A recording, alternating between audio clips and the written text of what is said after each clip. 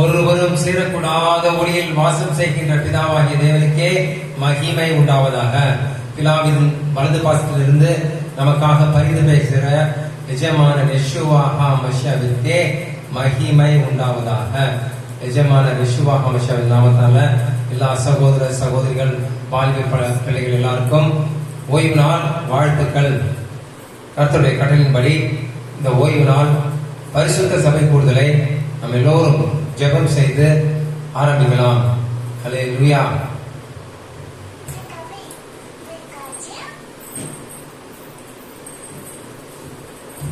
ஹல்லேலூயா. தேவனுக்கே மகிமை உண்டாவதாக. இந்த நாளிலும் கூட நாம் ஒவ்வொருவரும் ஒருவருக்கொருவர் வாழ்த்திக் கொள்ளலாம். ஷபாத் ஷலோம் கோலேஹான், ஷபாத் ஷலோம் கோலேஹான், ஷபாத் ஷலோம் கோலேஹான். ஓய்வு நாள் வசனம் சங்கீதம் 119 அதிகாரம் 81 வசனத்தை வாசிக்கலாம். சங்கீதம் 119 அதிகாரம் 81 வசனம்.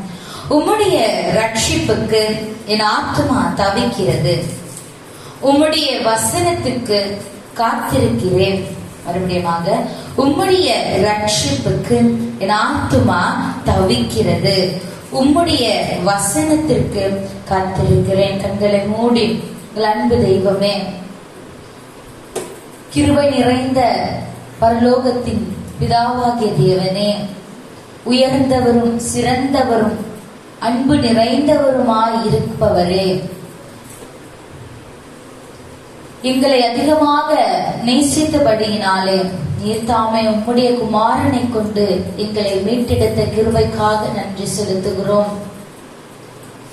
நீர் தாமே எங்களை ரட்சிக்கும்படியாக ஆண்டவரே, நீர் இந்த காரியத்தை செய்யாவிட்டால் நாங்கள் எங்களுடைய பாவத்திலே மரித்து போயிருப்போமே.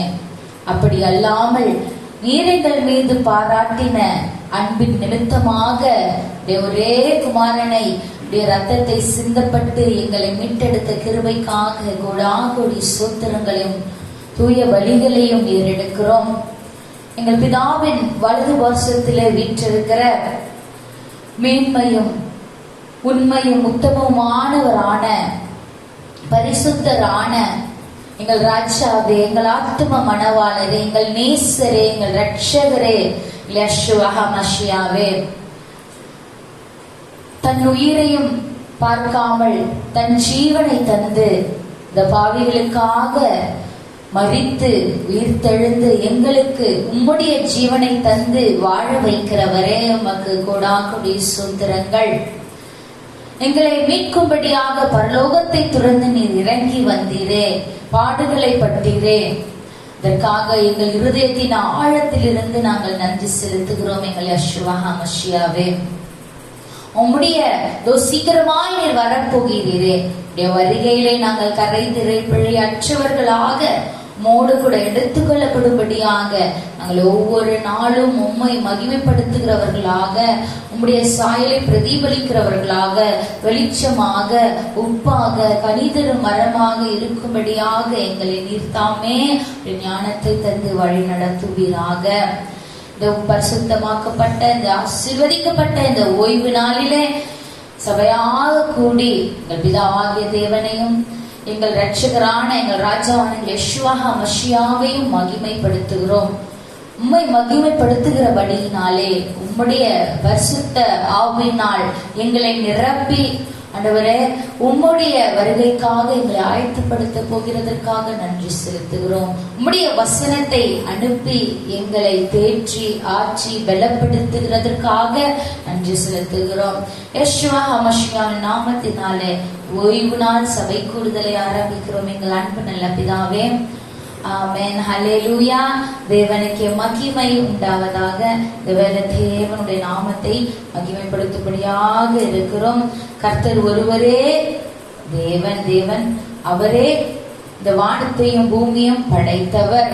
அவர் ஒருவருக்கே என்றென்றும் துதியும் மகிமை உண்டாகும்படியாக இந்த வேளையில ஷெமா இஸ்ராயேல் என்று எபிரேய மொழியில ஜெபத்தோடு கூடிய துதியை ஏறெடுக்கலாம்.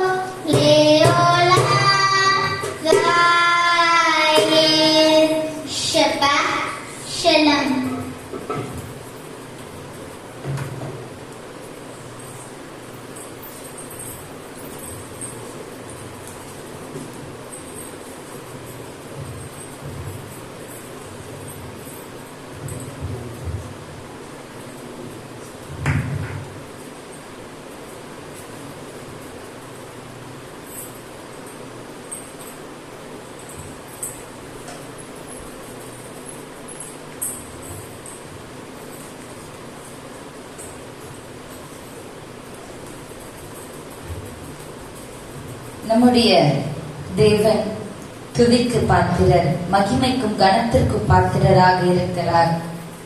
நாம் அவரை துதிக்கும்படியாகவே படைக்கப்பட்டிருக்கிறோம். அவரை துதிக்கும் பொழுதுதான் விடுதலை உண்டு. அவரை துதிக்கும் பொழுதுதான் வெற்றி உண்டு. அவரை துதிக்கும் பொழுதுதான் நம் ஜீவனும் உண்டு. ஹல்லேலூயா.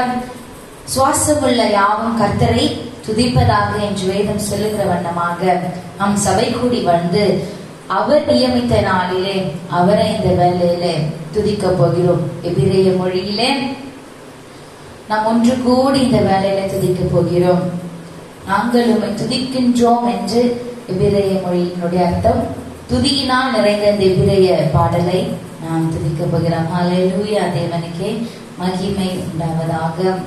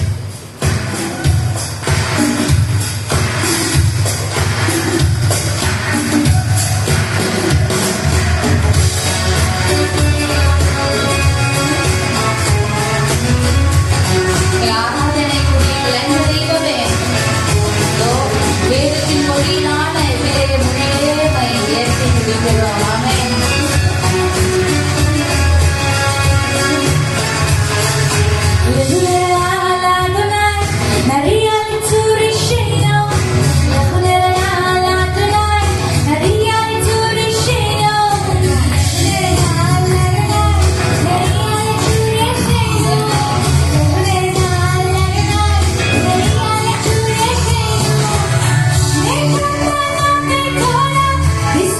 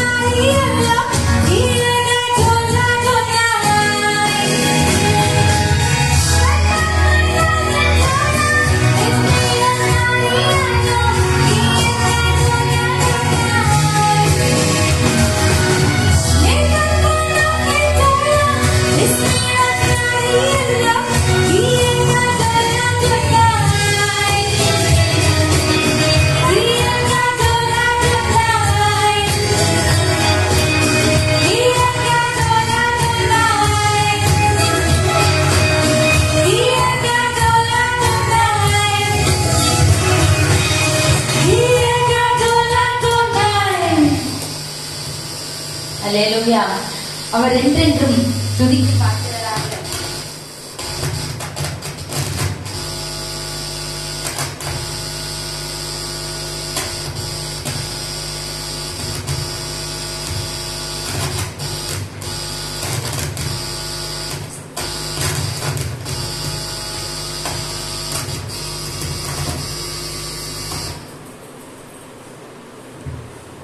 ஹalleluya.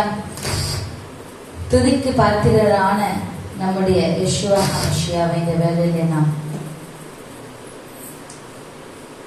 அடுத்த பாடலான பாடலை பாடி மகிமைப்படுத்த போகிறோம்.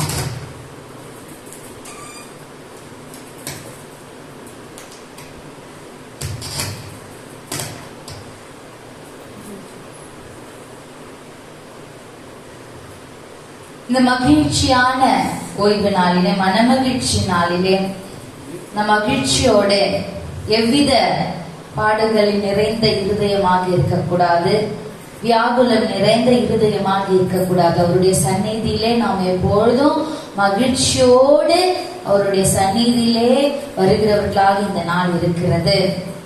ஏனென்றால் அவர் நமக்கு எப்பொழுதும் மகிழ்ச்சியான பரிசுத்த ஆவியை தருகிறவராக இருக்கிறார். அவருடைய பரிசுத்த ஆவியை பெற்றுக்கொண்டவர்கள் எப்போதும் எந்த சூழ்நிலை ஆனாலும் மகிழ்ச்சியோடு இருக்க வேண்டும். ஹல்லேலூயா. மன மகிழ்ச்சி நல்ல மருந்தாக இருக்கிறதாக மகிழ்ச்சியோடு இந்த வேலையில மகிழ்வோம். ஆமென்.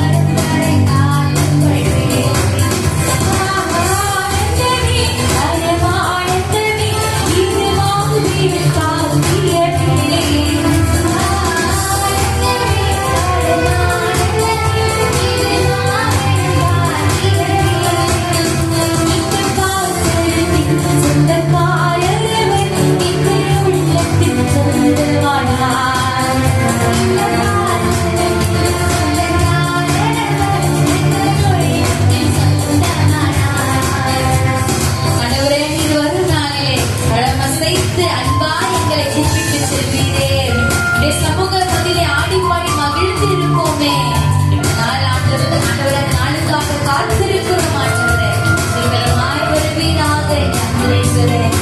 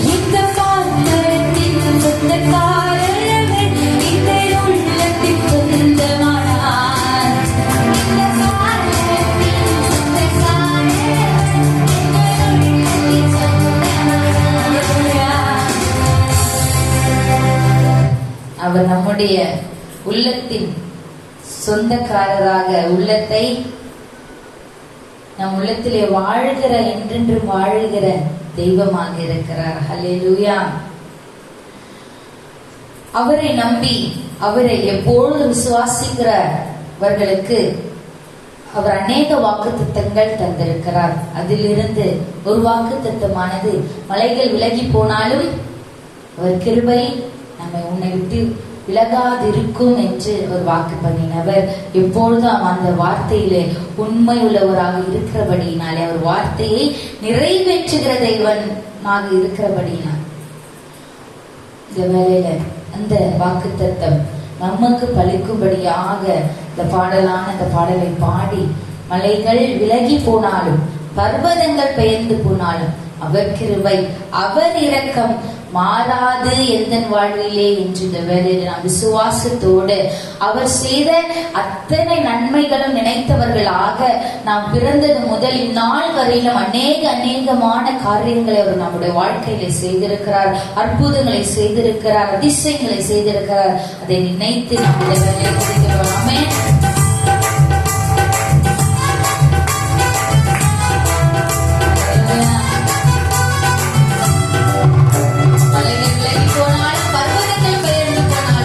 கிருபையும் இரக்கமும் மாறாமல் எங்களோடு வைத்திருக்கிறீரே.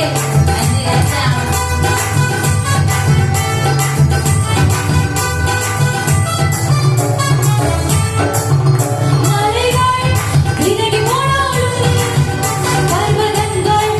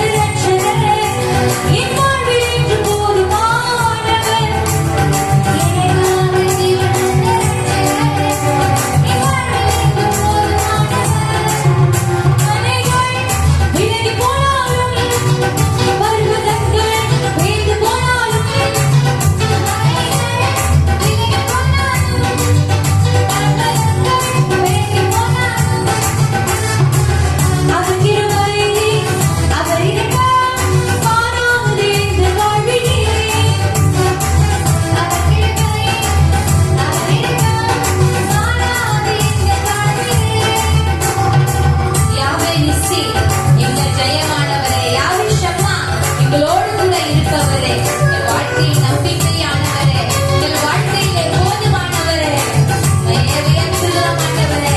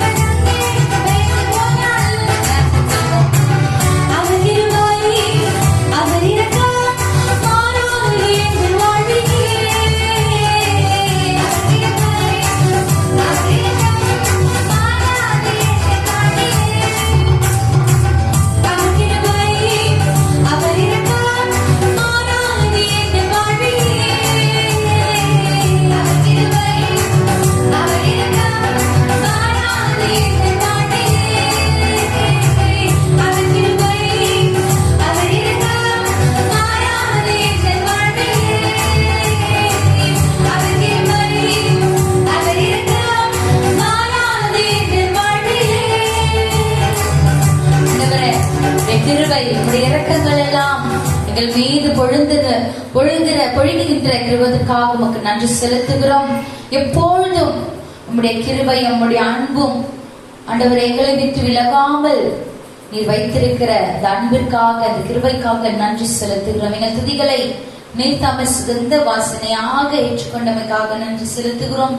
நாமத்திரம் மாத்திரம் நாங்கள் மகிமைப்படுத்துகிறோம். ஆண்டவரே நீர் மாத்திரம் மகிமைப்படுவீராக. யெகோவா ஹமஷியாவின் நாமத்தினாலே இந்த துதியுடைய கருத்திலே சமூகத்திலே சமர்ப்பிக்கிறோம்.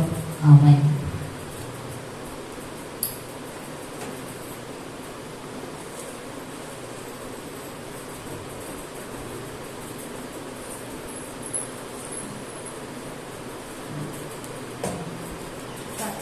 வரலாம்.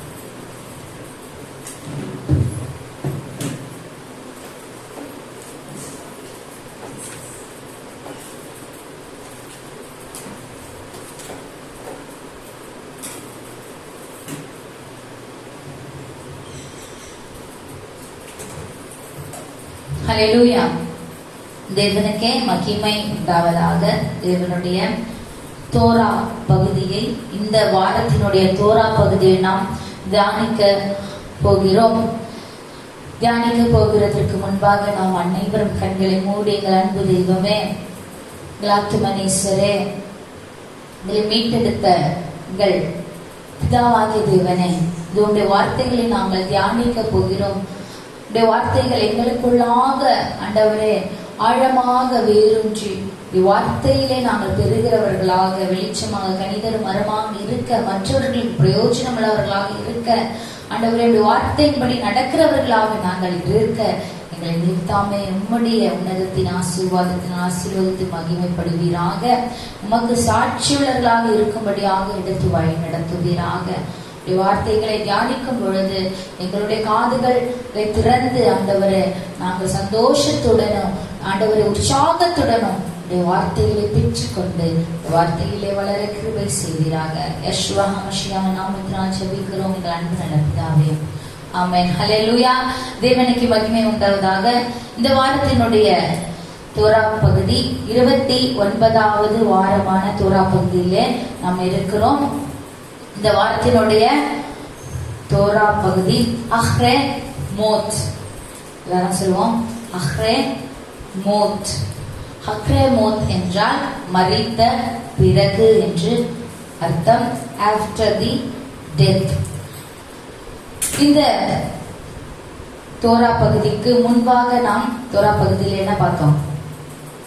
மெட்சோராவை பற்றி பார்த்திருக்கோம். இப்பொழுது இந்த தோரா பகுதியினுடைய வசனங்களை பார்த்துவிடலாம். லேவியராகமம் 16ஆம் அதிகாரம் 1 முதல் 18ஆம் அதிகாரம் 30வது வசனம் வரையிலும், எசேக்கியேல் 22ஆம் அதிகாரம் 1ஆம் வசனம் முதல் 19வது வசனம் வரையிலும், மத்திய 15ஆம் அதிகாரம் 10 முதல் 20வது வசனம் வரையிலும், மார்க் 12:28ஆம் வசனம் முதல் 34ஆம் வசனம் வரையிலும் இந்த அஹ்ரெமோத் தோரா பகுதிக்கு உண்டான வசனமாக இருக்கிறது. லேவியராகமம் 16ஆம் அதிகாரத்திலிருந்து அஹ்ரெமோத் தொடங்குகிறது. மேலோட்டமாக ஒவ்வொரு அதிகாரத்திலும் என்னென்ன இருக்கிறது என்பதை பார்த்துவிட்டு பின்பு அதனுடைய ஆழத்தினுடைய ரகசியங்களை நாம் அறிந்து கொள்ளலாம். லேவியராகமம் 16ஆம் அதிகாரம் 1 முதல் அந்த அதிகாரம் முழுவதும் பாவ நிவர்த்தி நாளை குறித்தும், எபிரேய மொழியில யோம் கிப்பூர், டே ஆஃப் அட்டோன்மென்ட் என்ற சபை கூடி ஒரு பரிசுத்த சபை கூடி வருதலை பற்றி இந்த இடத்திலே கூறப்பட்டிருக்கிறது. முழுவதுமாக அதை பற்றினதாக இருக்கிறது. மேலும் இந்த பாவ நிவர்த்தி நாள் என்று என்னென்ன பலிகள், எப்படிப்பட்ட பலிகள் இட வேண்டும் என்பதை குறித்தான பகுதியாக இருக்கிறது. அதை பின்பு நம் பிறகு பார்க்கலாம். லேவியராகமம் 17ஆம் அதிகாரம் 1ஆம் வசனம் முதல் கர்த்தருக்கென்று கொண்டு வரும் பலிகளை எப்படி எந்த இடத்தில் பலியிட வேண்டும் என்பதை விளக்குகிறதாக இருக்கிறது. லேவியராகமம் 17ஆம் அதிகாரம் 10ஆம் வசனம் முதல் இரத்தத்தை புசிக்கிறதை குறித்து தேவன் நமக்கு கட்டளையிட்டிருக்கிற வார்த்தைகளை குறித்தாக இருக்கிறது.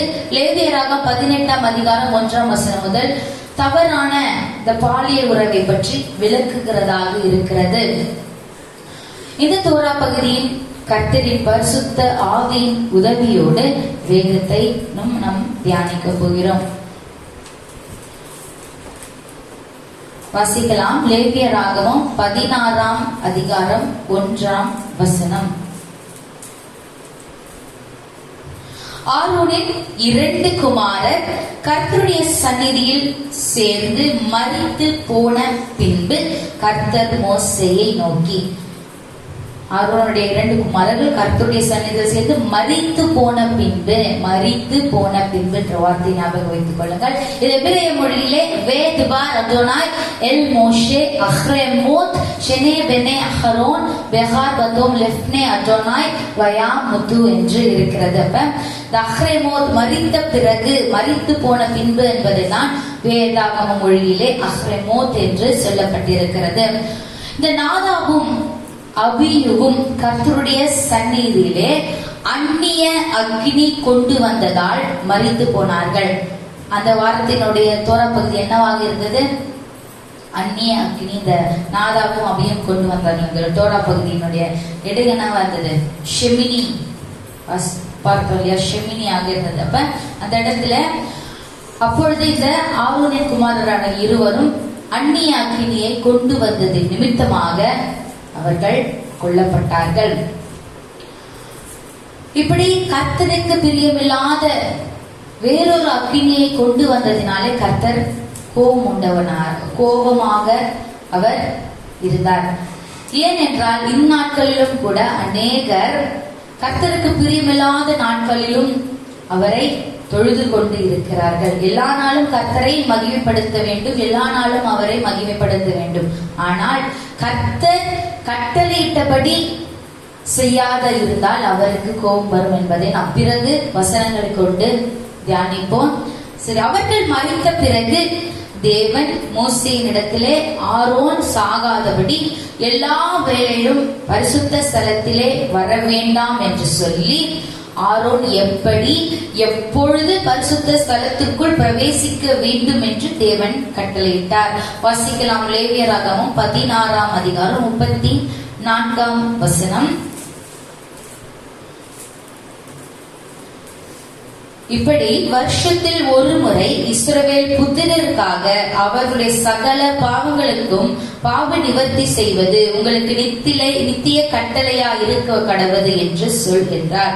கர்த்தர் மோசேக்கு கட்டளையிட்டபடியே ஆரோன் செய்தார். இப்படி வருடத்தின் ஒரு நாளான இந்த பாவ நிவர்த்தி நாள் அன்றுதான் ஆரோன் என்கிற பிரதான ஆசாரியர் தனக்கென்று காளையையும் பாவ நிவாரண பலிக்காகவும் ஒரு ஆட்டுக்கடாவையும் சர்வாங்க தகன பலிக்காகவும் செலுத்தி, பிறகு இஸ்ரவேல் ஜனத்திற்காக பாவ நிவாரண பலிக்காக 2 வெள்ளாட்டு கடாக்களையும் சர்வாங்க தகன பலிகளாக ஒரு ஆட்டுக்கடாவையும் வாங்கி முதலில் ஆரோனுக்கும் அவருடைய வீட்டாருக்கும் பாவ நிவர்த்திக்காக இருக்கப்படுகிறதான அந்த காளையும் வெள்ளாட்டையும் கர்த்தருடைய சந்நிதிக்கு முன்பாக நிறுத்தி, பிறகு அந்த 2 வெள்ளாட்டு கடாக்களையும் கர்த்தருடைய சந்நிதியிலே நிறுத்தப்பட்டு சீட்டு போட்டு கர்த்தருக்கென்று சீட்டு விழுந்த வெள்ளாட்டை பாவ நிவாரண பலிக்காக பலியிடவும், போக்காடாக சீட்டு விழுந்த வெள்ளாட்டை வனாந்திரத்திலே போக விடவும் கர்த்தருடைய சந்நிதியிலே உயிரோடு நிறுத்த வேண்டும் என்று தேவன் சொல்லியிருந்தார். இந்த 16ஆம் அதிகாரம் முழுவதும் நாம் வாசித்து பார்த்தோமே ஆனால் கர்த்தர் இஸ்ரவேலருக்காகவும் பிரதான ஆசாரியருக்காகவும் இடப்படுகிறதான பலிகளை குறித்து இதில் எழுதப்பட்டிருக்கிறது. ஆரோன் எப்பொழுதும் மகா பரிசுத்த ஸ்தலத்திலே பிரதான ஆசாரியரானவர் எப்பொழுதும் மகா பரிசுத்த ஸ்தலத்திலே நுழைய முடியாது. அது வருஷத்தினுடைய ஒரு முறைதான் நுழையப்பட வேண்டும். அது எந்த நாள் என்று பார்த்தோமே ஆனால் இந்த வேதாகம மொழியிலே எபிரேய மொழியிலே சொல்லப்படுகிறதான யோம் கிப்பூர் பாவ நிவர்த்தி நாள், டே ஆஃப் அட்டோன்மென்ட் என்று ஆங்கிலத்திலே சொல்லப்படும். இப்படி வருடத்தினுடைய ஒரே முறைதான் ஆசாரியர் அந்த மகா பரிசுத்த ஸ்தலத்திலே நுழையப்பட வேண்டும். இதை குறித்து தான் தேவன் மோசேயின் இடத்திலே எச்சரிக்கிறார். எப்பொழுதும் ஆரோன் வராதபடிக்கு, அவன் சாகாதபடிக்கு எச்சரிக்கையா இருக்க வேண்டும். எப்படி அவர் மகா பரிசுத்த ஸ்தலத்திலே நுழைய வேண்டும் என்றால், அவருக்காகவும் ஆரோனுக்காகவும் அவருடைய குடும்பத்திற்காகவும் பலியாக காளையையும் வெள்ளாட்டையும் அவர் எடுத்துக்கொண்டு தேவனுடைய சந்நிதிக்கு முன்பாக வர வேண்டும். பிறகு இஸ்ரவேலினுடைய ஜனத்தின் பாவங்களை நிவர்த்தி செய்யும்படியாக இஸ்ரவேலிடத்திலே 2 வெள்ளாட்டு கடாக்களை கொண்டு வந்து நிறுத்த வேண்டும். இப்படி கர்த்தருடைய நாளன்று, இந்த பரிசுத்த நாள் என்று சொல்லப்பட்டிருக்கிறது. பரிசுத்த நாள் என்று கர்த்தருக்கென்று சர்வாங்க தகன பலிக்காக இஸ்ரவேலினுடைய பாவத்தின் நிவர்த்தி செய்யும்படியாக அந்த இடத்திலே மகா பரிசுத்த ஸ்தலத்திலே பிரதான ஆசாரியர் ஊழியமாக அந்த இடத்திலே பலியிடப்பட வேண்டும். முதலாவதாக ஆரோன் தன்னுடைய பலிகளை கொண்டு பலியிடப்பட வேண்டும். பின்பு அந்த அக்கினியை கொண்டு வந்து தூப கலசத்தின் மேலே போட்டு அந்த அக்கினி புகை கிருபாசனம் மீதிலே எழும்பி போக வேண்டும். அப்பொழுது அவர் அந்த காளையினுடைய ரத்தத்தை எடுத்து கிருபாசனம், அந்த உடன்படிக்கை பற்றி இருக்கிறதுக்கு மேலதான் கிருபாசனம் கபாரா என்று எபிரேய மொழியிலே சொல்லுவார்கள். அதன் மேல 7 தரம் அந்த ரத்தத்தை தெளிக்க வேண்டும். பிறகு இஸ்ரவேலருக்காக சீட்டு போட 2 ஆடு இருந்தது பாத்தீங்களா, அந்த 2 ஆட்டுல எந்த ஆடு பலியாக இட வேண்டும் என்று சீட்டு போட்டு வந்ததோ அந்த ஆட்டை பலியிட்டு இஸ்ரவேலருக்காக அதனுடைய ரத்தமும் கொண்டு வரப்பட்டு கிருபாசனம் இன்றிலே 7 தரம் தெளிக்கப்பட வேண்டும். பிறகு இந்த இன்னொரு போக்காடாக விடப்பட்ட ஆடு, இது என்ன போக்காடு? 2 ஆட்டுல ஒரு ஆடு என்ன பட வேண்டும்? துரத்தி விடப்பட வேண்டும், வனாந்தரத்துல துரத்தி விடப்பட வேண்டும். பிறகு ஆரோன் என்ன செய்வார் என்றால், இந்த ஒரு ஆடு பலியிட்ட பிறகு திரும்பி வந்து அந்த மற்றொரு ஆடு இருக்கு பாத்தீங்களா, அதன் மேலே தலையை அவருடைய கையை வைத்து இஸ்ரவேலினுடைய அத்தனை பாவங்களையும் அத்தனை மீறுதல்களையும் அந்த ஆட்டின் மேல் சுமத்தி அந்த ஆட்டை எங்க கொண்டு போய் விட்டுருவாங்க? வனாந்தரத்திலே கொண்டு போய் இந்த பாவத்தை சுமந்து தீர்த்து போய்விட்டது என்று இஸ்ரவேலுடைய பாவங்கள் எல்லாம் ஆட்டின் மூலியமாக என்ன போய்விட்டது? போகிவிட்டது என்று அதன் மேல் சுமத்தப்பட்டு பாவங்கள் அது வனாந்தரத்திலே கொண்டு போய் விடப்படும். இப்படி கர்த்தருடைய சந்நிதியிலே இஸ்ரவேலருக்காக பாவ நிவர்த்தி செய்யப்பட்டது. இது இந்த அதிகாரம் முழுவதும் கர்த்தருடைய பரிசுத்த நாளை, சபை கூடி வருதலை பற்றி இது பிரதான ஓய்வு நாளாக இருக்கிறது. லேவியராகவும் 16ஆம் அதிகாரம் 29ஆம் வசனம் முதல் 31ஆம் வசனம் வரை யோம் கிப்பூர், இந்த பாவ நிவர்த்தி நாளை பற்றினதாக இருக்கிறது, சபை கூடி வருதலை பற்றினதாக இருக்கிறது.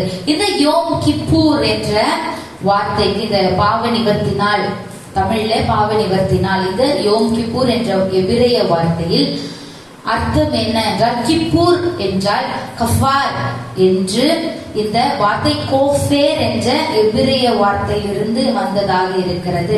இந்த கோஃபேர் இருந்துதான் கஃபார், கஃபார்ல இருந்து கிப்பூர், யோம் கிப்பூர் சொல்றோம். யோம் என்றால் நாள், கிப்பூர் என்றால் கஃபோர் என்றால் மீட்கப்படுதல். அப்ப இந்த கிப்பூர் என்ற வார்த்தையினுடைய அர்த்தம் என்னவாக இருக்கிறது? மீட்கப்படுதல், மீட்பின் நாள், மீட்கப்படுகின்ற நாளாக இருக்கிறது. சங்கீதம் 49ஆம் அதிகாரம் 8வது வசனத்துல போட்டிருக்கபடி எவ்விதத்தினாலாவது அவனை மீட்டுக் கொள்ளவும் என்று வார்த்தை வரும். இது அக்லோஃபடே இஃப்டே லிசோ இட்டேன் லோ எலோஹிம் கொஃபேர் என்று எபிரேய மொழியில இந்த வசனம் வருகிறதாக இருக்கிறது. இந்த கொஃபேர் என்ற அர்த்தம் என்ன பார்த்தோம்னா மீட்கப்படுகிறது. இந்த வாரத்தின் தோரா பகுதி இந்த முழுவதுமே வசனங்கள், அதனுடைய கிரியைகள் எல்லாமே வைத்து பார்த்தோம்னா அத்தனையும் நம்முடைய ராஜாவான யெஷுவா ஹமஷியாவை வெளிப்படுத்துகிறதாக இருக்கிறது. இஸ்ரவேலுக்காக கொண்டு வரப்பட்ட 2 ஆடுகளிலே பலியான ஆடும் நமக்காக பலியானவரும் யெஷுவா ஹமஷியா தான். ஹல்லேலூயா. நம்முடைய பாவங்களை சுமந்து தீர்த்து அவர் என்ன பண்ணாரு? அடிக்கப்பட்டவராக எருசலேம்ல அடிக்கப்பட்டு அவருடைய சிலுவையை சுமந்து கொண்டு போனவரும் நம்முடைய யெஷுவா ஹமஷியா தான். இப்படி யெஷுவா ஹமஷியா நம்மை ஹாடாமே என்றால் எபிரேய மொழியில ஆடாமே என்றால் அசுத்தம், டாஹோர் ஹாடாஹோர் என்றால் சுத்தம், ஹா கதோஷ் என்றால் பரிசுத்தம். இப்படி நம்முடைய யெஷுவா ஹமஷியா நம்மை இந்த உலகத்தையும் அசுத்தத்தில் இருந்து சுத்தத்திற்கும் சுத்தத்தில் இருந்து பரிசுத்தத்திற்கு நேராக வழி நடத்துகிறவராக இருக்கிறார். அவருடைய ரத்தம் நம்மை அசுத்தத்தில் இருந்து கழுவி நம்மை சுத்தமாக வைத்திருக்கிறது. இந்த பரிசுத்த ரத்தம் இல்லாவிட்டால் நாம் எப்படி இருப்போம்? அசுத்தத்திலே நாம் மரித்து போயிருப்போம், நமக்குள்ளாக ஜீவன் இருக்காது. இப்படியாக தாமே எல்லாரும் சொல்ல தாமேல இருந்து தாகோராக தாகோர்ல இருந்து கொடோஷாக நம்மை நிறுத்த, அசுத்தத்திலிருந்து சுத்தத்திற்கும் சுத்தத்திலிருந்து பரிசுத்தத்திற்கும் தேவன் யெஷுவா ஹமஷியா நம்மை வழிநடத்தி கொண்டு வருகிறார். நம்முடைய யெஷுவா நம் பாவங்களை நிவர்த்தி செய்யும் கோஹன் கடோல். கோஹன் என்றால் பிரதான ஆசாரியர். கோஹன் என்ற எபிரிய மொழியில் பிரதான ஆசாரியர். இப்படி கோஹன் கடோலாக அவர் இருந்து கிருபாசனம் மீது தெளிக்கப்படும் அந்த கப்பாரா, கிருபாசனத்தினுடைய மேல் இருக்கு பாத்தீங்கன்னா, அது எபிரிய மொழியில கப்பாரா என்று சொல்லப்படும். அதன் மேலே தெளிக்கப்படுகிற ரத்தத்தை தந்து நம்மை மீட்டு ரட்சிக்க வந்தார். ஹல்லேலூயா. வாசிக்கலாம். எபிரேயர் 3 அதிகாரம் 1 முதல் 1-2. எபிரேயர் 3 அதிகாரம் 1-2. இப்படி இருக்க பரம அழைப்புக்கு பங்குள்ளவர்களாகிய பரிசுத்த சகோதரரே, நாம் அறிக்கை பண்ணுகிற அப்போஸ்தலரும் பிரதான ஆசிரியருமாயிருக்கிற கிறிஸ்து இயேசுவை கவனித்து பாருங்கள். மோசே தேவனுடைய வீட்டில் எங்கும் உண்மை உள்ளவராய் இருந்தது போல இவரும் தம்மை ஏற்படுத்தினவருக்கு உண்மை உள்ளவராய் இருக்கிறார். ஹல்லேலூயா. இப்படி இருக்க அவர் நாம் அறிக்கை பண்ணுகிற அப்போஸ்தலர் பிரதான ஆசாரியருமாய் இருக்கிற கிறிஸ்து யெஷுவாவை கவனித்து பாருங்கள். அவர் மோசே தேவனுடைய வீட்டில் எங்கும் உண்மை உள்ளவராக இருந்தது போலவே நம்முடைய யெஷுவா ஹமஷியாவும் தம்மை ஏற்படுத்தினவருக்கு உண்மை உள்ளவராக இருந்தார். அதே எபிரேயர் 9 அதிகாரம் 24-28 வாசிக்கலாம். அந்தபடி மெய்யான பரிசுத்த ஸ்தலத்திற்கு அடையாளமான கையினால் செய்யப்பட்டதா இருக்கிற பரிசுத்த ஸ்தலத்திலே கிறிஸ்துவானவர் பிரவேசியாமல் பரலோகத்திலே தானே இப்பொழுது நமக்காக தேவனுடைய சமூகத்தில் பிரார்த்திக்கும்படி பிரவேசித்திருக்கிறார். பிரதான ஆசாரியன் அந்நிய ரத்தத்தோட வருஷந்தோறும் பரிசுத்த ஸ்தலத்திற்குள் பிரவேசிக்கிறது போல அவர் அநேக தரம் தம்மை பலியிடும்படிக்கு பிரவேசிக்கவில்லை. அப்படி இருந்திருந்தால் உலகம் உண்டானது முதற்கொண்டு அவர் அநேக தரம் பாடுபட வேண்டியதா இருக்குமே. அப்படி அல்ல, அவர் தம்மை தாமே பலியிடுகிறதினாலே பாவங்களை நீக்கும் பொருட்டாக இந்த கடைசி காலத்தில் ஒரே தரம் பலியிடப்பட்டார். ஹல்லேலூயா. தேவனுடைய கிருபை எப்பேற்பட்ட கிருபையாக இருக்கிறது. இந்த நம்முடைய பாவத்தை ஒரேடியாக நீக்கும்படியாக வருடந்தோறும் நம்முடைய பாவத்தை சேர்த்து வச்சு வருடந்தோறும் நம்ம பாவங்களுக்காக ஆடு மாடு பலியிடப்பட்டு வந்திருந்தால் அது எப்படி ஒரு கொடூரமான விஷயமாக இருந்திருக்கும். நம் பாவத்தில தான் அப்பப்போ இருந்திருப்பானால் நம்முடைய யெஷுவாக ஒரே தரம் பிரதான ஆசிரியராக இருந்து ஒரே தரமாக நம்மை மீட்டெடுத்தார். அல்லேலூயா. தேவனுக்கு மகிமை உண்டாவதாக. ஆகவே நாம் கிருபாசனன் அண்டையில அவருடைய கிருபை பெற்றவர்களாக, அவருடைய ரத்தத்தின் மூலியமாக கிருபை பெற்றவர்களாக நாம் தேவனை தரிசிக்கும்படியாக அவர் நமக்கு வெளியேறு பெற்ற ரத்தத்தை தந்து நமக்கு பாக்கியவான்களாக இருக்கும்படி செய்திருக்கிறார். லேவியராகமம் 17 அதிகாரம் முழுவதையும் வாசித்து பார்த்தோமே ஆனால் பலிகள் கர்த்தருடைய சந்நிதியில் மாத்திரமே பலியிட வேண்டும் என்று தேவன் கட்டளையிட்டிருக்கிறார். தேவனுக்காக பலியிடப்படுகிறவைகள் தேவனுடைய சன்னிதானத்தில் மாத்திரமே கொண்டு வந்து பலியிடப்பட வேண்டும். வேற எங்கேயும் புறம்பாகவோ இல்ல தேசத்தின் வெளிப்புறமாகவோ பலியிடப்படுகிறது அவருக்கு அருவருப்பானதாக இருக்கிறது. ஆகவே தேவனுடைய பலிகள் கர்த்தருக்கென்று சந்நிதியில மாத்திரம் பலியிடப்பட வேண்டும் என்று இந்த லேவியராகமம் 17 அதிகாரம் முழுவதுமாக 17 அதிகாரம் 9 வரைக்கும் இருக்கிறது. பிறகு 17 அதிகாரம் 10 இந்த ரத்தத்தை புசிக்கிறதை பற்றி நம்முடைய தேவன் சொல்லியிருக்கிறார். வாசிக்கலாம். லேவியராகமம் 17 அதிகாரம் 10-11 இஸ்ரவேல் குடும்பத்தாரிலும் உங்களுக்குள் தங்கும் அந்நியர்களிலும் எவனாகிலும் இரத்தம் எனப்பட்டதை புசித்தால் இரத்தத்தை புசித்த அவனுக்கு விரோதமாக நான் என் முகத்தை திருப்பி அவன் தன் ஜனத்தில் இராதபடிக்கு அவனை அறுப்புண்டு போக்க பண்ணுவேன். மாம்சத்தின் உயிர் இரத்தத்தில் இருக்கிறது. நான் அதை உங்களுக்கு பலிபீடத்தின் மேல் உங்கள் ஆத்துமாக்களுக்காக பாவ நிவர்த்தி செய்யும்படிக்கு கட்டளையிட்டேன். ஆத்துமாவிற்காக பாவ நிவர்த்தி செய்கிறது இரத்தமே. அல்லேலூயா.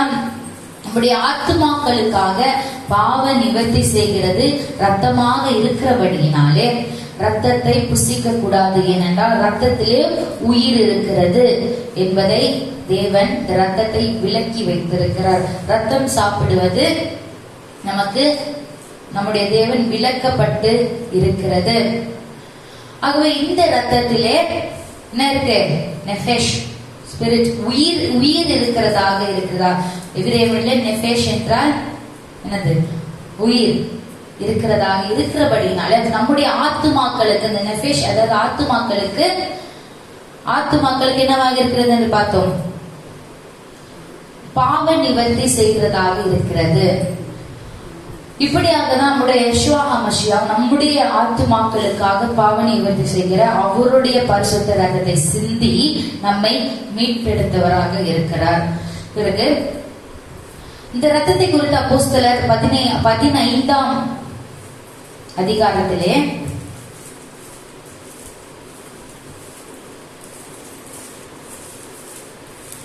15, 19, 20, 21 வாசிக்கலாம். 15, 19, 20, 21.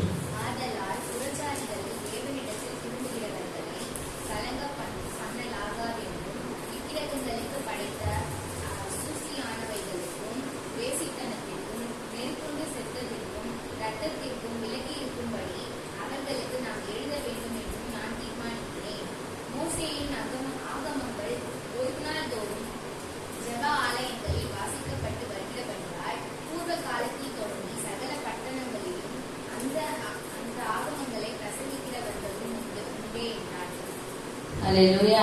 இந்த இடத்திலே புதிய ஏற்பாட்டிலே அப்போஸ்தலர் மூலமாக சொல்லப்பட்ட வார்த்தையிலே நாம் வாசித்து பார்த்தோமே ஆனால், விக்கிரகங்களுக்கு படைத்த அசுசியானவைகளுக்கும் வேசித்தனத்திற்கும் நெருங்குண்டு செத்ததற்கும் இரத்தத்திற்கும் விலகி இருக்கும்படி அவர்களுக்கு நாம் எழுத வேண்டும் என்று நான் தீர்மானித்திருக்கிறேன் என்று சொல்லியிருக்கிறார். மோசேயின் ஆகமங்களில் ஓய்வு நாள்தோறும் ஜெப ஆலயங்களில் வாசிக்கப்பட்டு வருகிறபடியால் பூர்வ காலம் தொடங்கி சகல பட்டணங்களும் அந்த ஆகமங்கள் பிரசங்கிக்கிறவர்களும் உண்டே என்றார். ஆகவே இந்த கட்டளை எப்பொழுதும் நித்திய கட்டளையாக இருக்கிறது என்பதை உறுதி செய்யும் வண்ணமாக இந்த அப்போஸ்தலர் இந்த 15ஆம் அதிகாரம் இருக்கிறது. தேவன் நம்மை அசுத்தத்திற்கல்ல எதற்காக அழைத்திருக்கிறார்? பரிசுத்தத்திற்கே அழைத்திருக்கிறார். தாமேக்கு அல்ல, ஆகடோஷுக்காக நம்மை அழைத்திருக்கிறார். அசுத்தத்திற்கும் பரிசுத்தத்திற்கும் நமக்கு வித்தியாசம் காணப்பட வேண்டும் என்று தேவன் நினைத்தபடியினாலே லேவியராகமம் 18ஆம் அதிகாரம் 1 முதல் 5ஆம் வசனம் வாசிக்கலாம். பின்னும் கர்த்தர் மோசேயை நோக்கி, நீ இஸ்ரவேல் புத்திரருக்கு சொல்ல வேண்டியது என்னவென்றால், நான் உங்கள் தேவனாகிய கர்த்தர். நீங்கள் குடியிருக்கிற எகிப்து தேசத்தாருடைய செய்கைகளின்படி செய்யாமலும், நான் உங்களை அழைக்கப் போகிற கானான் தேசத்தாருடைய செய்கைகளின்படி செய்யாமலும், அவர்களுடைய முறைமைகளின்படி நடவாமலும், என்னுடைய நியாயங்களின்படி செய்து என்னுடைய கட்டளைகளை கைக்கொண்டு நடவுங்கள். நான் உங்கள் தேவனாகிய கர்த்தர். ஆகையால் என் கட்டளைகளையும் என் நியாயங்களையும் கை கொள்ள கடவீர்கள். அவைகளின்படி செய்கிறவன் எவனும் அவைகளால் பிழைப்பான். நான் கர்த்தர் என்று இந்த வசனம் சொல்லுகிறது. இதை குறித்து எசேக்கியேல் 22ஆம் அதிகாரம்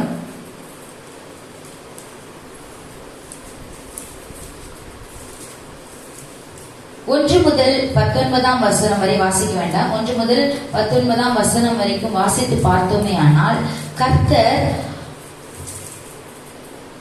கர்த்தருடைய வார்த்தை எசேக்கியாவுக்கு உண்டாகி இப்படிப்பட்டதான் அசுத்தத்தை பிறப்பிக்கிற ஜனங்களுக்கு தேவனுடைய ஓய்வு நாட்களை கடைபிடிக்காத, தேவனுடைய வார்த்தைகளுக்கு கீழ்ப்படியாதவர்கள் எப்படி அசுத்தமான காரியங்கள் ஆணோடு ஆணும் பெண்ணோடு பெண்ணும் அவலட்சணமாக இருக்கும்படியாக இருக்கிறார்கள் என்பதை குறித்தும், தவறான உறவு முறைகளை கொண்டு அவர்களுடைய உறவுமுறை இருக்கிறது என்பதை கண்டித்து உணர்த்தி இருக்கிறார். இந்த எசேக்கியேல் 22:1 முதல் 19 வரையிலும் வாசித்து பார்த்தோமே. ஆனால் தேவனுடைய கட்டளைகள், தேவனுடைய நியாயங்கள், நியமங்கள், கற்பனைகள் எல்லாம் பரிசுத்தமானதாக இருக்கிறது. அதன்படி நடக்கிறவர்கள் அவருக்குள்ளாக பரிசுத்தமாக்கி கொண்டே செல்வார்கள் என்பதிலே துளி கூட சந்தேகம் இல்லை. இப்படிப்பட்ட பரிசுத்த கற்பனைகளை நாம் கடைபிடிக்காதபடிக்கும் ஜனங்கள் அதை விட்டு விலகும்படிக்காக பிசாசானவன் தேவனுடைய கட்டளைகளை மாற்றினான் என்பதை உறுதிப்படுத்தும் வண்ணமாக தானியேல் 7:25 வாசிக்கலாம். தானியேல் 7:25 என்ன எழுதப்பட்டிருக்கிறது? உன்னதமானவருக்கு விரோதமாக வார்த்தைகளை பேசி உன்னதமானவருடைய பரிசுத்தவான்களை ஒடுக்கி காலங்களையும் பிரமாணங்களையும் மாற்ற நினைப்பான். அவர்கள் ஒரு காலமும் காலங்களுக்கும் அரை காலமும் செல்ல மட்டும் அவர் கையில் ஒப்பு கொடுக்கப்படுவார்கள். இந்த வார்த்தைகளை நாம் வாசித்து பார்த்தோமானால் பிசாசானவன் தேவனுடைய கற்பனைகளை மாற்றினான். இதை உணராத கிறிஸ்துவ சகோதர சகோதரர்கள் தேவனுடைய கட்டளைகளை தள்ளி ரோம மன்னன் நுழைத்த கட்டளையின்படி மனுஷனுடைய கற்பனைகளின்படி நடந்து வருகிறார்கள். கொஞ்சம் சிந்தித்து பார்க்கலாம். இப்படிப்பட்ட தேவனுடைய கற்பனைகளை தள்ளிவிட்டு மனுஷர்கள் புகுத்தின கற்பனைகளுக்கு கீழ்ப்படிவது தேவனை நாம் விட்டு விலகுவதாகும். தேவன் மனம் மாறுகிற தேவன் அல்ல, அவர் குழப்பத்திற்கும் தேவன் அல்ல.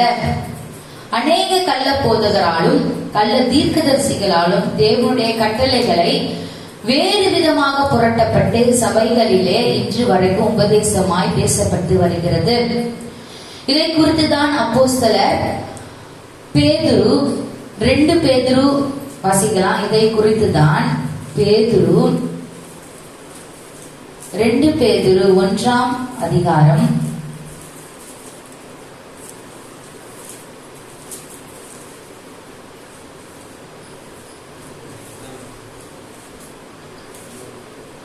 2 பேதுரு 2 அதிகாரம் 1-3 வரைக்கும் வாசிக்கலாம். 2 பேதுரு 2 அதிகாரம் 1-3 வரைக்கும். கள்ள தீர்க்கதரிசிகளும் ஜனங்களுக்குள்ளே இருந்தார்கள், அப்படியே உங்களுக்குள்ளும் கள்ள போதகர்கள் இருப்பார்கள். அவர்கள் கேட்டுக்கு ஏதுவான வேத புரட்டுதலை தந்திரமாய் நுழைய பண்ணி தங்களை கிரயத்திற்கு கொண்ட ஆண்டவரை மறுதலித்து தங்களுக்கு தீவிரமான அழிவை வருவித்துக் கொள்வார்கள். அவர்களுடைய கெட்ட நடக்கைகளை அநேகர் பின்பற்றுவார்கள்.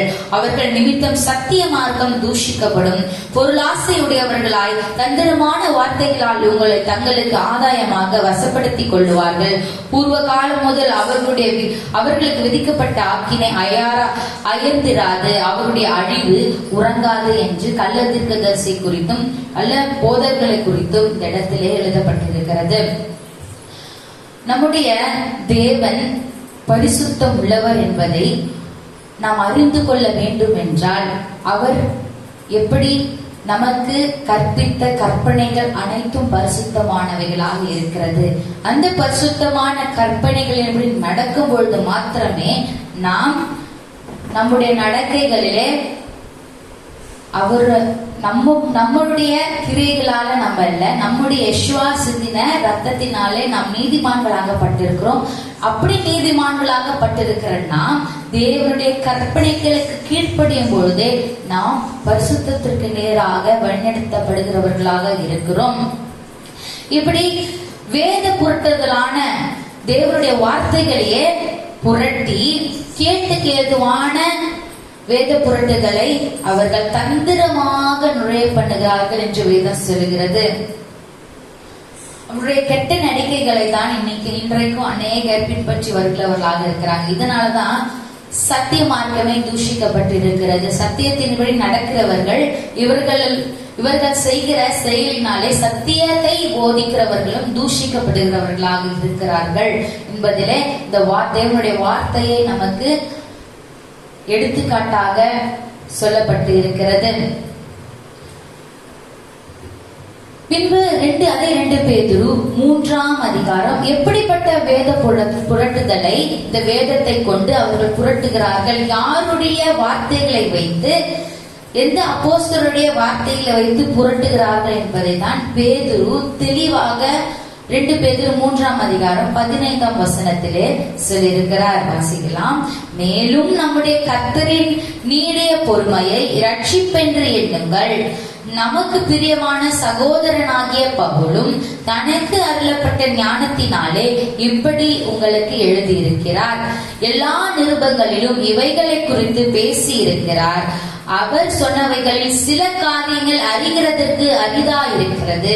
கல்லாதவர்களும் உறுதி இல்லாதவர்களும் மற்ற வேத வாக்கியங்களை புரட்டுகிறது போல தங்களுக்கு கேடு வரத்தக்கதாக இவைகளையும் புரட்டுகிறார்கள். ஆதலால் பிரியமானவர்களே, இவைகளை முன்னமே நீங்கள் அறிந்திருக்கிறபடியால் அக்கிரமக்காரருடைய வஞ்சகத்திலே நீங்கள் இழுப்புண்டு உங்கள் உறுதியிலிருந்து விலகி விழுந்து போகாதபடிக்கு எச்சரிக்கையாயிருந்து நம்முடைய கர்த்தரும் இரட்சகருமாக இயேசுவின் கிருபையிலும் அவரை அறிகிற அறிவிலும் வளருங்கள். அவருக்கு இப்பொழுதும் என்றென்றைக்கும் மகிமை உண்டாவதாக.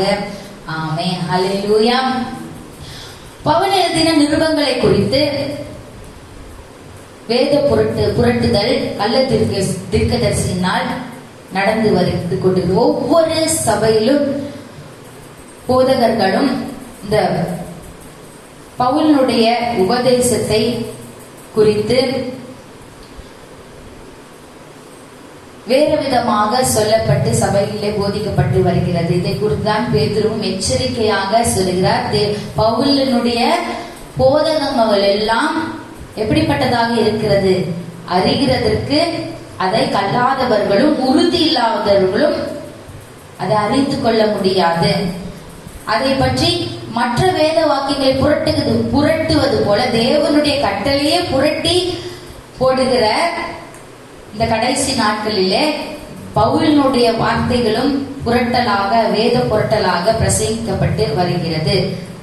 இப்படி புரட்டி பேசுகிறவர்கள் அவர்களுக்கு தாங்களே கேடு வருவித்துக் கொள்ளுகிறார்கள் என்று வேத வசனங்கள் சொல்லுகிறது.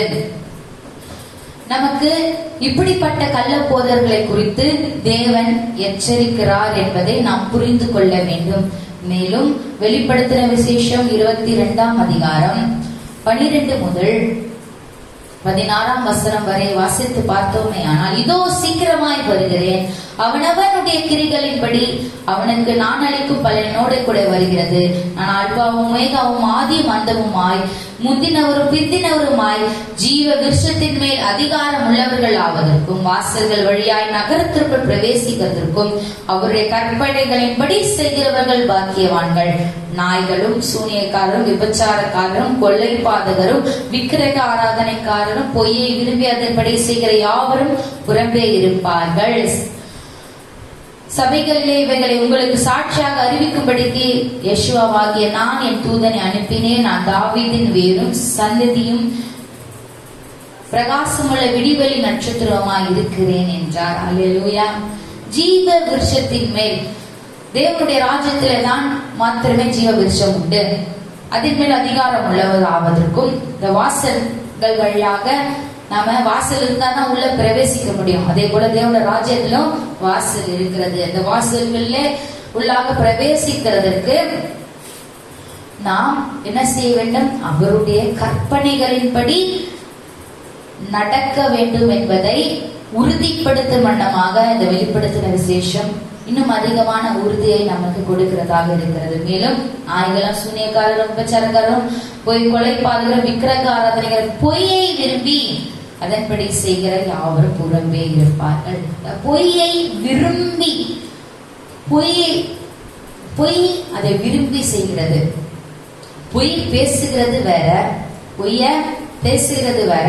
ஒரு விஷயம் பொய் என்று அறிந்தும் அதற்கும் வேதத்திற்கும் சம்பந்தமே இல்லை என்று அறிந்தும் அந்த பொய்ய விரும்பி செய்கிறவர்கள் எங்க இருப்பாங்க? தேவனுடைய ராஜ்யத்திற்கு வெளியே இருப்பார்கள். கிறிஸ்துமஸ், ஈஸ்டர், ஞாயிறு ஆராதனை, பிறகு அநேக வேலண்டைன்ஸ் டே, இப்படி அநேக டேஸ் இருக்கிறது. இப்படி அத்தனை நாட்களும் எப்படிப்பட்டதாக இருக்கிறது? வேதத்தில சொல்லப்படாததாக இருக்கிறது. தேவன் சபை கூடி வரும்படி சொல்லுகிற நாட்களை விட்டுவிட்டு தேவன் சொல்லாத, வேதத்தில இல்லாததை ஒன்றை, அது என்னவாக இருக்கிறது? பொய்யாக இருக்கிறது. எப்படியாக இருக்கிறது? பொய்யாக இருக்கிறது. இது யாரால் நுழைக்கப்பட்டது என்பதும் தெரிகிறது. இப்படிப்பட்டதான காரியங்கள் சபைகளிலே இந்நாள் வரைக்கும் நடந்து கொண்டிருக்கிறது. இப்படிப்பட்ட அசுத்தங்களை வெறும் அந்நிய அக்கினியை கொண்டு வந்தது நிமித்தமாகவே ஆரோனின் குமாரர்கள் இறந்து போனார்கள். அப்ப நினைக்கலாம் நிறைய பேர், அப்ப நாங்கெல்லாம் வந்து கொண்டாடுறோம் அப்படின்னா பொய்யதானே நாங்க கொண்டாடிட்டு இருக்கோம், நாங்கெல்லாம் அழித்து போலி, நாங்கெல்லாம் நல்லா தானே இருக்கோம் அப்படின்னு நினைத்து கொண்டு இருக்கலாம்.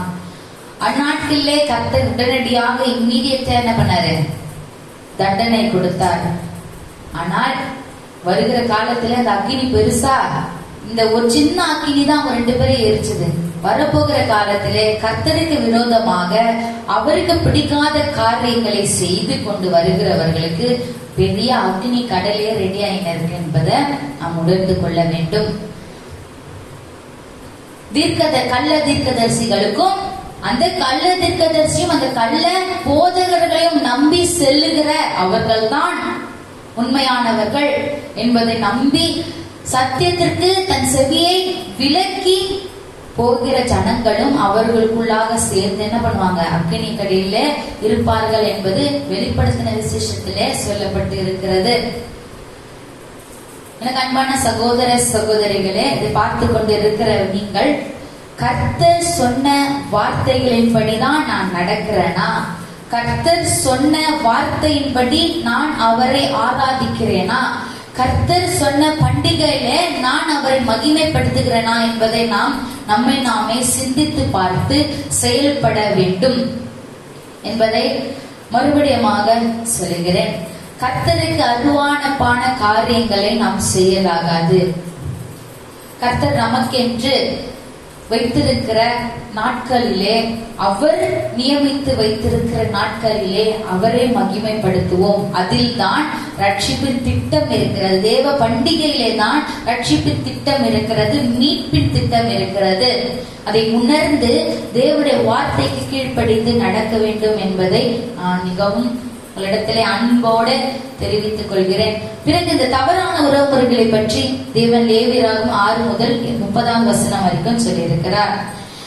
இந்த வசனத்தை படித்து பார்த்தோமே ஆனால், இந்த ஆணுக்கு ஆண், பெண்ணுக்கு பெண் இப்படிப்பட்டவர்கள் சேருகிறதை குறித்தும், பிறகு தவறான உறவு முறைகளிலே இச்சித்து சேருகிறதை குறித்தும் தேவன் மிகவும் அருவருப்பானவர்கள் என்று சொல்லியிருக்கிறார். இது தேவனுக்கு அருவருப்பான காரியமாக இருக்கிறது. வெளிப்படுத்தின விசேஷம் 18-30 வசனத்திலே, ஆகையால் உங்களுக்கு முன் செய்யப்பட்ட அருவருப்பான முறைமைகளில் யாதொன்றை நீங்கள் செய்து அவைகளால் உங்களை தீட்டுப்படுத்திக் கொள்ளாதபடிக்கு என் கட்டளைகளை கை கொள்ளுங்கள், நான் உங்கள் தேவனாகிய கர்த்தர் என்று சொல்கின்றார். நம்முடைய தேவன் பார்த்தீங்கன்னா, தவறு செய்கிறார்கள், தவறில் விழுகிறார்கள் என்பது தெரியும். இருந்தாலும் கர்த்தர் கிருபை உள்ளவராக இருக்கிறார். என் கட்டளை கடைபிடி, என்னுடைய நியமங்களை கற்பனைகளை கடைபிடி, அப்பொழுதுதான் நீ பரிசுத்தமாவாய், அப்பொழுதுதான் நீ அசுத்தத்தில் இருந்து விலக்கப்பட்டிருப்பாய் என்று அறிந்தபடினாலே அடிக்கடிக்கு என்ன வருது? என் நியமங்கள் என் கட்டளைக்கு நீ கீழ்ப்படியும் பொழுது தீட்டுள்ளவர்களாக இருக்க மாட்டாய் என்று தேவன் நமக்கு சொல்லுகிறார். யெஷுவா மஷியாவும் இது சரீரபூர்வமாக தீட்டாக இருக்கிறது இல்லையா? சரீரபூர்வமாக தீட்டு குறித்து இந்த இடத்துல இருக்கிறது. ஆனா ஆவிக்குள்ளான ஒரு தீட்டு இருக்கிறது. ரெண்டுமே தீட்டு தான். அதுவும் தேவனுடைய கற்பனைகள் மீறுவதுதான் இந்த ஆவிக்குள்ளான தீட்டாக மத்தேயு 15 அதிகாரம் 10 முதல் 20 வாசிக்கலாம். 10 முதல் 20 வசனம் வரை வாசிக்கலாம். பின்பு அவர் ஜனங்களை வரவழைத்து அவர்களை நோக்கி, நீங்கள் கேட்டு உணருங்கள். வாய்க்குள்ளே போகிறது மனுஷனை தீட்டுப்படுத்தாது, வாயிலிருந்து புறப்படுகிறதே மனுஷனை தீட்டுப்படுத்தும் என்றார். அப்பொழுது அவருடைய சிஷ்யர் இடத்தில் வந்து, பரிசேயர் இந்த வசனத்தை கேட்டு இடறல் அடைந்தார்கள் என்று அறிவீரா என்றார்கள். அவர் பிரத்யுத்தரமாக, என் பரமபிதா நடாத நாற்றெல்லாம் வேரோடே பிடுங்கப்படும், அவர்களை விட்டுவிடுங்கள். அவர்கள் குருடருக்கு வழிகாட்டுகிற குருடராய் இருக்கிறார்கள். குருடனுக்கு குருடன் வழிகாட்டினால் இருவரும் குழியிலே விழுவார்களே என்றார். அப்பொழுது பேதுரு அவரை நோக்கி, இந்த உண்மையை எங்களுக்கு வெளிப்படுத்த வேண்டும் என்றார். அதற்கு யேசுவா, நீங்களும் இன்னும் உணர்வில்லாத இருக்கிறீர்களா? வாய்க்குள்ளே போகிறதெல்லாம் வயிற்றில் சென்று ஆசன வழியாய் கழித்து போம் என்பதை நீங்கள் இன்னும் அறியவில்லையா? வாயிலிருந்து புறப்படுகிறவைகள் இருதயத்திலிருந்து புறப்பட்டு வரும் அவைகளே மனுஷனை தீட்டுப்படுத்தும்.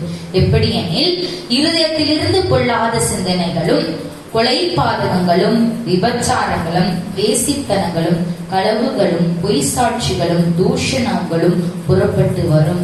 இவைகளே மனுஷனை தீட்டுப்படுத்தும். கழுவாமல் சாப்பிடுகிறது மனுஷனை தீட்டுப்படுத்தாது என்றான். அல்லேலூயா. நம்முடைய யெஷுவா ஹமஷியா இன்னும் கட்டளைகளை இன்னும் மேல அடுத்த லெவல்ல இன்க்ரீஸ் பண்ணியிருக்கிறாரு. ஒரு பெண்ணோட இணைந்தால்தான் விபச்சாரம் என்று கற்பனைகளை சொல்லப்படுகிறது. ஆனால் நம்முடைய யெஷுவா இன்னும் அதை மிகைப்படுத்தி, ஒரு பெண்ணை தவறாக பார்த்தே ஆனால் நீ உன் இருதயத்திலே விபச்சாரம் செய்து விட்டாய் என்று வேதம் சொல்கிறார். அப்ப எல்லா கற்பனைகளையும் அவர் மிகைப்படுத்தி விட்டார்.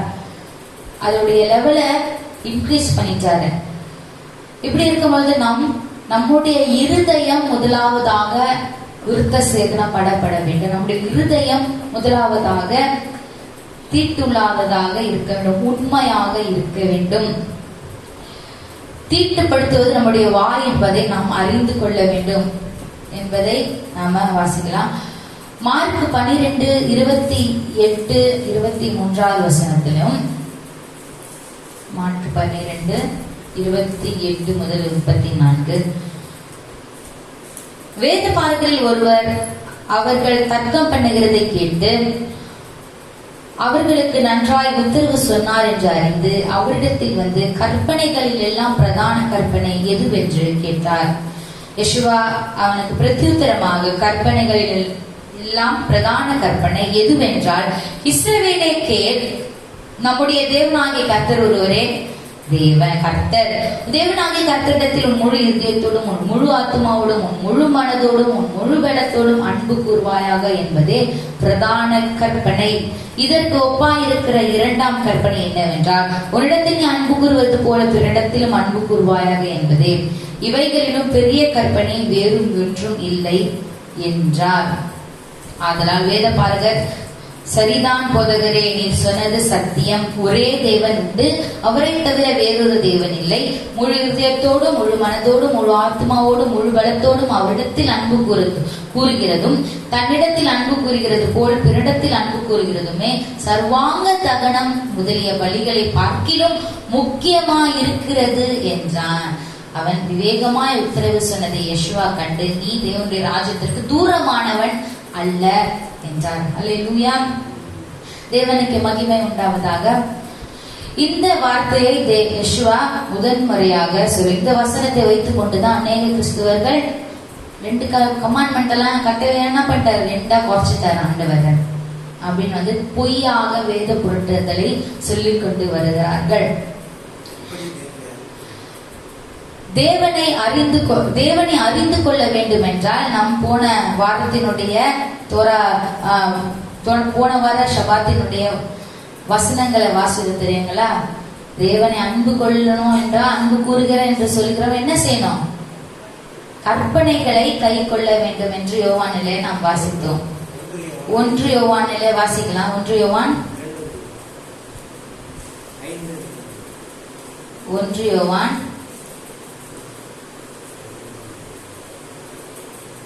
5:2-3 நாம் தேவனிடத்தில் அன்பு கூர்ந்து அவருடைய கற்பனைகளை கை கொள்ளும் பொழுது தேவனுடைய பிள்ளைகளிடத்திலும் அன்பு கூறுகிறோம் என்று அறிந்து கொள்கிறோம். நாம் தேவனுடைய கற்பனைகளை கை கொள்வதே அவரிடத்தில் அன்பு கூறுவதாம். அவருடைய கற்பனைகள் பாரமானவைகளும் அல்ல என்று போன வாசித்தோம். இப்போ நாம் தேவனை நாம் அன்பு கூறுகிறோம் என்றால் தேவனுடைய கற்பனைகளை கீழ்ப்படிய வேண்டும். யெஷுவா முதல் முறையாக இந்த புதிய ஏற்பாட்டிலே இந்த மார்க்கிலே முழு இருதயத்தோடு முழு ஆத்மாவோடும் அன்பு கூறுவாயாக என்று சொல்லப்படவில்லை. முன்பாக பழைய ஏற்பாட்டிலே யெஷுவா ஹமஷியா உபாகமம் 6ஆம் அதிகாரம்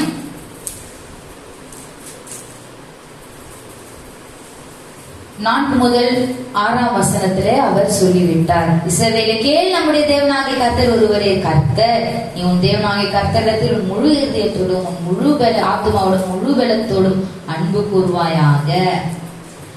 எப்படி கர்த்தர் யெஷுவா ஹமஷியா முன்பு என்ன சொன்னாரோ அதேதான் பழைய ஏற்பாட்டிலே அவர் என்ன சொன்னாரோ, தோராவிலே என்ன சொன்னாரோ அதேதான் புதிய ஏற்பாட்டிலும் சொல்லியிருக்கிறார்.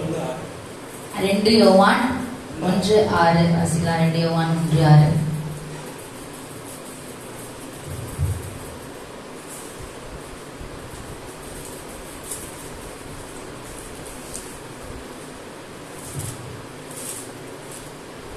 அவர்கள் உன்னுடைய அன்பை குறித்து சபைக்கு முன்பாக சாட்சி சொன்னார்கள். நாம் அவருடைய கற்பனையின்படி நடப்பதே அன்பு.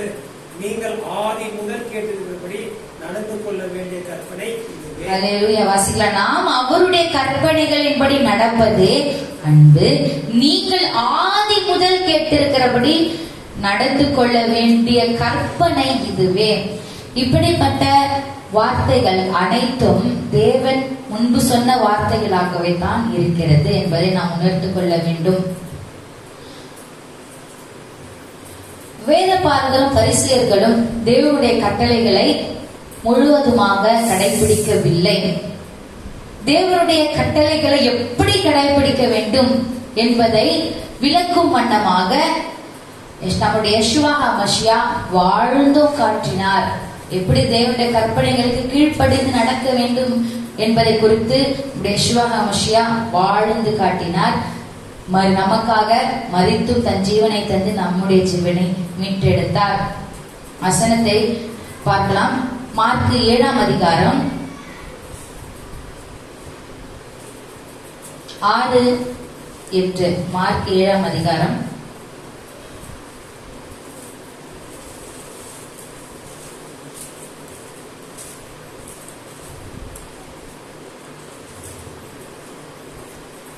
6 முதல் 8ஆம் வசனம் வரைக்கும் யெஷுவா ஹமஷியா அவர்களுக்கு அவர் பிரத்யுத்தரமாக, எங்கள் ஜனங்கள் தங்கள் உதடுகளினால் என்னை கனம் பண்ணுகிறார்கள், அவர்கள் இருதயமோ எனக்கு தூரமாய் விலகி இருக்கிறது என்றும், மனுஷருடைய கற்பனைகளை உபதேசங்களாக போதித்து வீணா எனக்கு ஆராதனை செய்கிறார்கள் என்றும் எழுதியிருக்கிற பிரகாரம் மாயக்காரராகிய உங்களை குறித்து ஏசாயா நன்றாய் தீர்க்க தரிசனம் சொல்லி இருக்கிறார். நீங்கள் தேவனுடைய கட்டளைகளை தள்ளிவிட்டு மனுஷருடைய பாரம்பரியத்தை கை கொண்டு வருகிறவர்களாய் பின்னங்களையும் செம்புகளையும் கழுவுகிறீர்கள் மற்றும் இப்படிப்பட்ட அநேக சடங்குகளையும் அனுசரித்து வருகிறீர்கள் என்றார். தேவனுடைய கற்பனைகள் நமக்கு பாரமானவைகள் அல்ல. தேவனுடைய கற்பனைகளை நாம் ஒழுங்காக தேவனுக்கு பிரியமுள்ளவர்களாக இருந்து கடைபிடிக்கும் பொழுது தேவன் நம்மேல் பிரியமுள்ளவராக இருக்கிறார். இதை உணராத சதுசேயர் பரிசேயர்கள் இன்றும் கூட இஸ்ரவேலிலே தேவனுடைய கற்பனைகளை மாற்றிதான் கடைபிடித்து வருகிறார்கள். இதை குறித்த யெஷுவா ஹமஷியா இந்த மார்க்கிலே சொல்லுகிறார். அவருடைய இருதயமும் இன்றும் கூட அநேக கிறிஸ்துவர்கள் கூட தேவனுடைய கற்பனைகளை கடைபிடிக்காமல் தேவனை அன்பு செய்கிறேன் என்று சொல்லி வருகிறார்கள். தேவனுடைய வார்த்தைகளுக்கு கீழ்ப்படிந்து தேவனை அன்பு செய்வதே உண்மையான அன்பாக இருக்கிறது என்பதை நாம் உணர்ந்து கொள்ள வேண்டும். ஒரு தகப்பனுக்கு ஒரு பிள்ளை நான் அன்பா இருக்கிறேன் அப்படின்னு பிள்ளை சொல்லியும் தகப்பன் இந்த விஷயத்தை செய் என்று சொன்ன பிறகு அந்த பிள்ளை அந்த தகப்பன் சொன்ன காரியத்தை செய்யாமல் இல்ல தகப்பனே, நான் அன்பா தான் இருக்கிறவங்க மேல இந்த விஷயத்துக்கு என்னால கீழ்ப்படிய முடியாது, இதை செய்யாது இருக்கும் பொழுது அவன் தகப்பனிடத்திலே மெய்யாக அன்பு செய்கிறவனாக இருக்க முடியுமா? தகப்பனை அன்பு செய்கிறேன் என்று சொல்லுகிறவன் தகப்பன் சொல்லுகிற காரியத்தை கண்டிப்பாக கீழ்ப்படுகிறவனால மாத்திரம்தான் தகப்பனை முழுவதுமாக அன்பு செலுத்த முடியும். அதே போலதான் நம்முடைய பிதாவாகிய தேவனை நாம் அன்பு செய்கிறோம், நம்முடைய இரட்சகரான யெஷுவா மஷியாவை நாம் அன்பு செய்கிறோம் என்றால் அவருடைய வார்த்தைகளுக்கு கற்பனைகளுக்கு கீழ்ப்படியும் பொழுதே அவரை நாம் முழு மனதோடு முழு ஆத்மாவோடு அன்பு செய்கிறவர்களாக இருக்க முடியும் என்பதை நாம் நன்கு உணர்ந்து கொள்ள வேண்டும். தேவன் நம் உள்ளத்தில் உண்மையை எதிர்பார்க்கிறவராக இருக்கிறார். அரண்வரெல்லாம் கிடையாது. தேவன் உண்மையாக இருக்கிறவர்.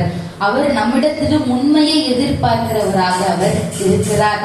நம்முடைய உள்ளத்திலே உண்மையாக இருக்கும் பொழுது அவருடைய வார்த்தைகளிலே நாம் உண்மையாக வாசிப்போம். அப்போ உண்மையாக வாசிக்கும் பொழுது அவருடைய கற்பனைகளும் நமக்கு உண்மையானவைகளாக காணப்படுகிறது.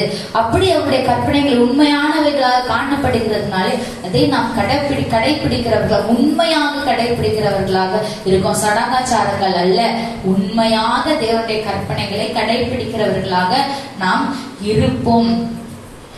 உண்மையா இருக்கிறவர்கள் கட்டாயம் தேவனுடைய கற்பனைகளுக்கு கீழ்ப்படுகிறவர்களாகத்தான் இருப்பார்கள் என்று சற்றும் மாற்றமில்லை. உள்ளத்திலே உண்மை இருக்கிறதா? நீ உள்ளத்திலே நாம் உண்மை உள்ளவர்களாக இருப்போமே என்றால் கண்டிப்பாக கிறிஸ்துவை அறிந்தவர்களான அனைவரும் தேவனை அவருடைய கற்பனைகளை கை கொண்டு அவரை அன்பு செய்கிறவர்களாக நாம் இருப்போம். ஆகவேதான் யெஷுவா மஷியா நெஞ்சத்திலே உண்மை உண்டோ, யெஷுவா வருகிறார் என்பது இந்த பாடலை நாம் உணர்ந்தவர்களாக இந்த வேளையை நாம் துதிக்க போகிறோம். அல்லேலூயா. தேவனுக்கு மகிமை உண்டாவதாக. நாம் அனைவரும் எழுந்திருந்து இந்த வேளையில உண்மை உள்ளவனை உண்மை உள்ளவர்களை தேவன் தேடிக்கொண்டிருக்கிறார். நாம் அந்த உண்மையிலே இருப்போமே என்றால் கர்த்தருக்கு நம்மை நாமே ஜீவபலியாக ஒப்பு கொடுத்து உண்மை உள்ளவர்களாக நாம் தேவனுடைய கற்பனைகளுக்கு கீழ்ப்படிந்து யெஷுவாவின் மேலுள்ள விசுவாசத்தை எப்போதும் காத்துக்கொண்டு நாம் சாட்சி உள்ளவர்களாக நம்மை நாமே இந்த வழியிலே ஆயத்தப்பட்டு தகுதிப்படுத்திக் கொள்ளலாம். ஆமென். அல்லேலூயா. தேவனுக்கு மகிமை உண்டாவதாக.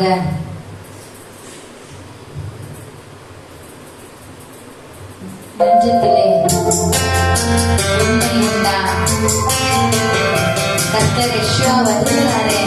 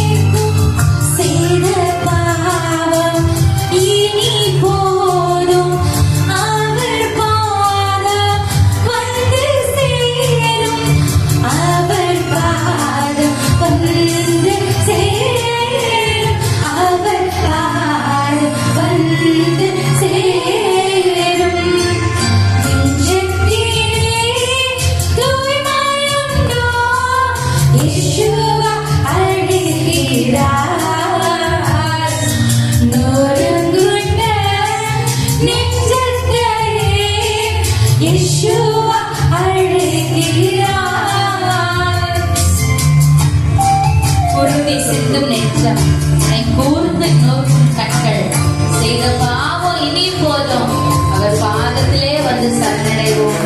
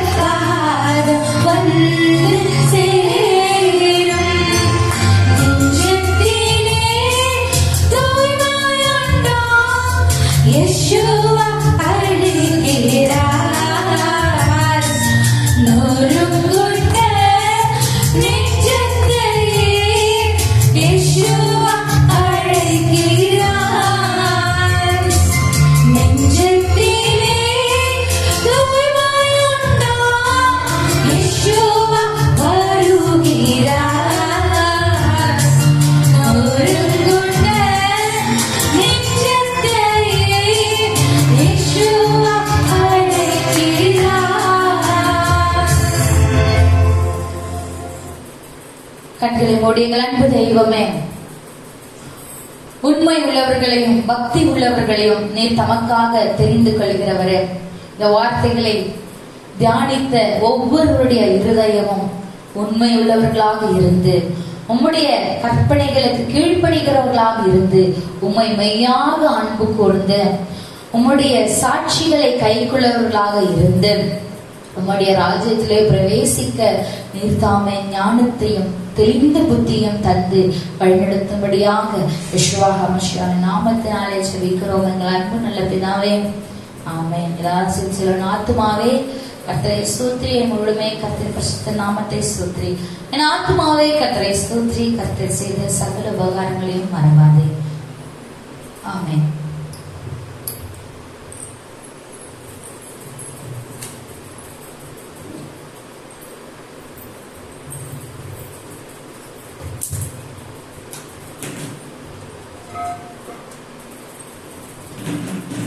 கர்த்தர் உங்கள் எல்லோரையும் ஆசீர்வதித்து உங்கள் எல்லோரையும் காக்க கடவர். கர்த்தர் தம்முடைய முகத்தை உங்கள் எல்லோரும் பிரகாசிக்க செய்து உங்கள் எல்லோருக்கும் கிருபையா இருக்க கடவர். கர்த்தர் தம்முடைய முகத்தை உங்கள் எல்லோரும் பிரசன்னமாக்கி உங்கள் எல்லோருக்கும் சமாதானம் கட்டளையிட கடவர். எல்லாருக்கும் இன்னொரு முறை ஓய்வு நாள் சமாதானம். ஷபாத் ஷலோம்.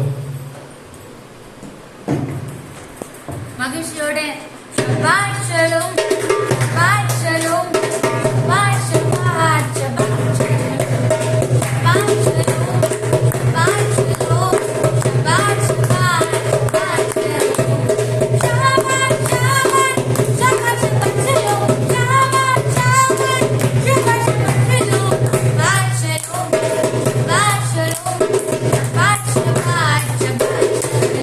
எவினு ஷாலோ மல்மே, எவினு ஷாலோ மல்மே, எவினு ஷாலோ மல்மே, எவினு ஷாலோ ஷாலோ ஷாலோ மல்மே. ஷபாத் ஷலோம்.